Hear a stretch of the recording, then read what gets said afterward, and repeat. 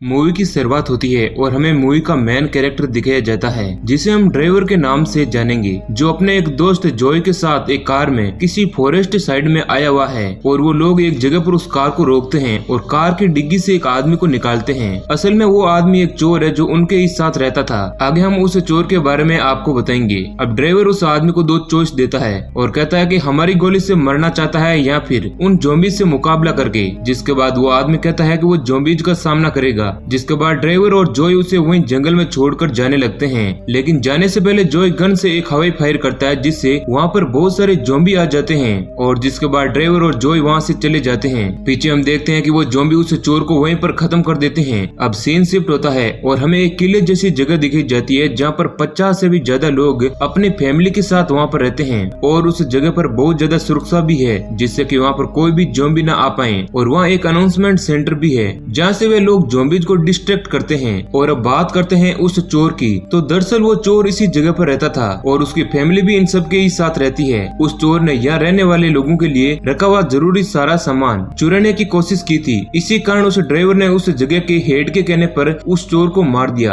अब हम उस जगह कुछ लोगों को देखते हैं जो अपना अपना काम कर रहे थे। कोई सबके लिए खाना बना रहा था तो कोई पहरेदार बना हुआ था और वहीं एक तरफ बच्चों के लिए ऐसा माहौल भी था कि वो यहाँ रहकर अपनी पढ़ाई भी कर सकें। अब ड्राइवर को एक आदमी कहता है कि उसे हेड बुला रहा है और जब वो हेड के पास जाता है तो हेड उससे उस चोर के बारे में पूछता है। ड्राइवर कहता है कि उसे जो सजा मिलनी थी वो उसे मिल चुकी है और ड्राइवर उसे किसी हेवन के बारे में बताता है जहाँ पर एक कम्युनिटी है जो लोगों को बचाने के लिए खड़ी है। और ड्राइवर हेड को सभी लोगों को वहाँ शिफ्ट करने का कहता है, लेकिन हेड उससे कहता है कि उन लोगों के पास यहाँ बहुत से साधन है और उन्हें नहीं पता कि हेवन में जाने पर उन्हें ऐसी फैसिलिटी मिलेगी या फिर नहीं। अब ड्राइवर वहाँ से बाहर आता है जहाँ पर उसे उस चोर की माँ मिलती है जो उसे बहुत ही बुरा भला सुनाती है। जिसके बाद ड्राइवर को थोड़ा सा गिल्टी फील होता है, लेकिन तभी वहाँ पर जॉय आता है जो ड्राइवर को समझाता है और कहता है कि उसमें उसकी कोई गलती नहीं है। जिसके बाद ड्राइवर इन सब बातों को इग्नोर कर अपने रूम में जाता है जहाँ पर वो उसकी वाइफ शेरोन और उसकी बेटी बीरी के साथ रहता है और वह उनसे बहुत ही ज्यादा प्यार करता है।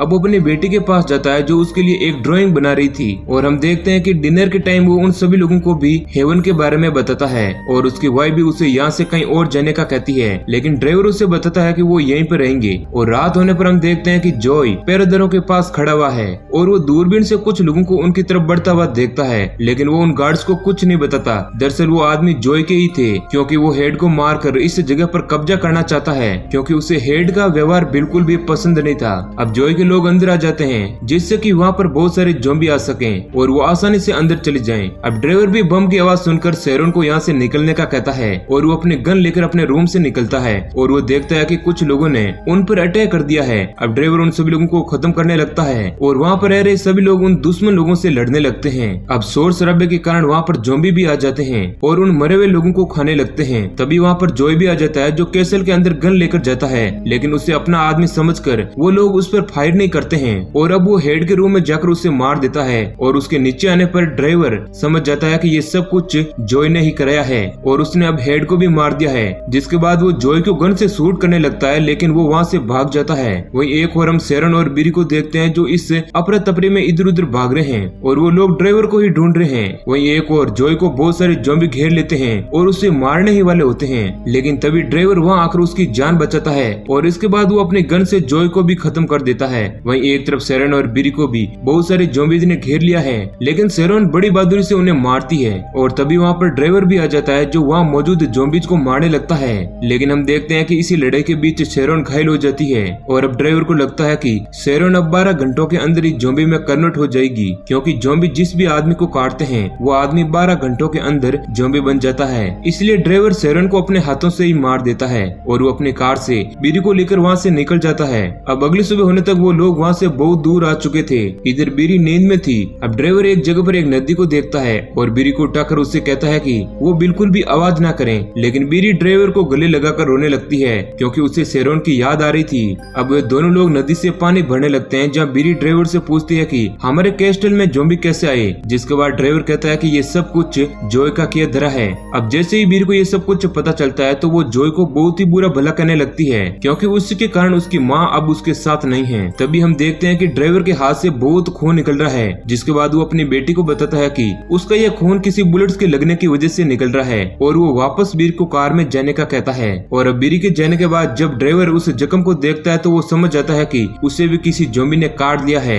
और अब वो भी ज़ॉम्बी बन जाएगा। लेकिन वो अपनी बेटी वीरी के बारे में सोचता है कि अब वो बिल्कुल अकेली हो जाएगी। अब वो डिसाइड करता है कि अब भी उसके पास 12 घंटे हैं, तब तक वो अपनी बेटी को किसी हेवन नाम की जगह ले जाएगा जहाँ पर वो उसके मरने के बाद भी सेफ रहेगी। अब जब वो दोनों लोग वापस कार की तरफ जा रहे होते हैं तभी उन्हें एक ज़ॉम्बी नजर आता है, जिसके बाद वो लोग जल्दी से आकर कार में बैठ जाते हैं और वहाँ से निकल जाते हैं। अब कार में जाते समय ड्राइवर उस हेवन के बारे में सोचता है कि वो किसी भी तरह से वो अपनी बेटी को वहाँ पर पहुँचा के ही रहेगा। ऐसा सोचकर वो अपनी बेटी वीरी को स्ट्रॉन्ग करने के लिए उसे गन चलाने को बोलता है और वो कहता है कि अब उसे गन चलाना सीख लेना चाहिए। लेकिन वीरी को थोड़ा अजीब लगता है, पर ड्राइवर उसे कार में बैठे बैठे ही गन चलाना सिखा देता है। अब रास्ते में ड्राइवर कार को रोकता है और वो थका हुआ महसूस करता है और वो बहुत ही ज्यादा पानी पीता है और वो समझ जाता है कि उसमें ज़ॉम्बीज के लक्षण दिखने लगे हैं। और अब वो अपनी बेटी को कार भी दे देता है और कहता है कि अब उसे कार चलाना भी सीख लेना चाहिए। अब वीरी को थोड़ा सा अजीब लगता है क्योंकि अभी उसने ठीक से गन चलाना भी नहीं सीखा था